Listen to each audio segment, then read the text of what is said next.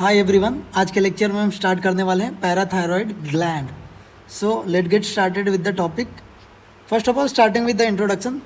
The parathyroid glands are the two pairs of small endocrine gland. Generally क्या produce करता है? Parathormone. ठीक है, पैराथायरॉयड हार्मोन प्रोड्यूस करता है which lies on the posterior border of thyroid gland within the false capsule.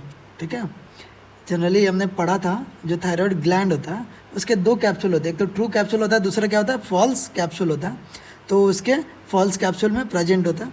They secrete the hormone parathormone which control the metabolism of calcium and phosphorus along with the thyrocalcitonin. ठीक है, इसके generally to pair है, दो superior है, दो inferior है. ठीक है, superior parathyroid gland and inferior parathyroid gland.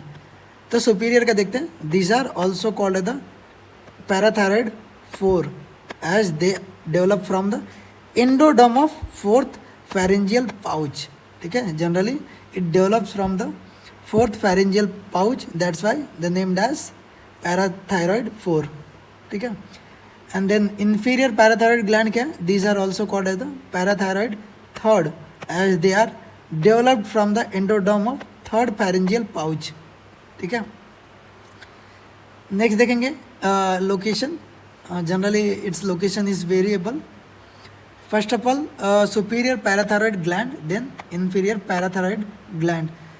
It is more constant in position and usually lies at the middle of the posterior border of lobe of thyroid gland.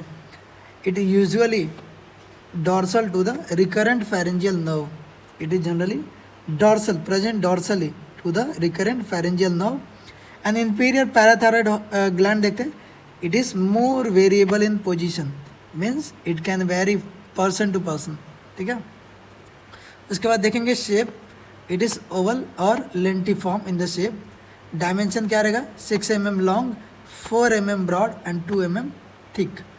ठीक है, इसका वेट कितना है? 50 mg है. ठीक है, ये डायग्राम में आप देख सकते हैं. ये जनरली क्या है? पोस्टेरियर एस्पेक्ट है. किसका? थायराइड ग्लैंड का पोस्टेरियर एस्पेक्ट है. ठीक है, थायराइड ग्लैंड का ये पोस्टेरियर एस्पेक्ट है. तो उसमें ये 2 pairs of parathyroid gland present होते हैं. नेक्स्ट देखेंगे ब्लड सप्लाई. तो ब्लड सप्लाई में मेनली 2 आर्टरी होते हैं. एक तो इन्फीरियर थायराइड आर्टरी होता है एंड दूसरा क्या होता है? Anastomosis between the superior and inferior thyroid artery. जो इसका एनास्टोमोसिस होता है ना, मीन्स क्या होता है? जैसे मान लीजिए ये सुपीरियर थायराइड आर्टरी आया और नीचे से इन्फीरियर थायराइड आर्टरी, दोनों एक दूसरे से ज्वाइन होते हैं तो क्या फॉर्म करते हैं? एनास्टोमोसिस फॉर्म करते हैं. नेक्स्ट है वेनस ड्रेनेज. तो वेनस ड्रेनेज में क्या आएगा? Superior thyroid vein, middle thyroid vein and inferior thyroid vein. Next है लिम्फेटिक ड्रेनेज. तो लिम्फेटिक ड्रेनेज में क्या आएगा? Pretracheal lymph node, prelaryngeal lymph node and jugulodigastric lymph node. ठीक है, नेक्स्ट देखेंगे नर्व सप्लाई.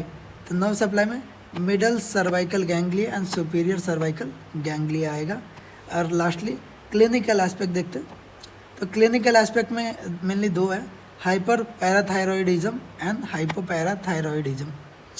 तो hyper में क्या होता है? The tumour of parathyroid gland leads to the excess secretion of parathormone.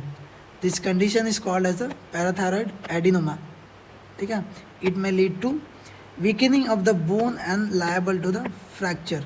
ठीक है, नेक्स्ट है hypercalcaemia, increase blood calcium level because of active absorption of calcium from the GI tract.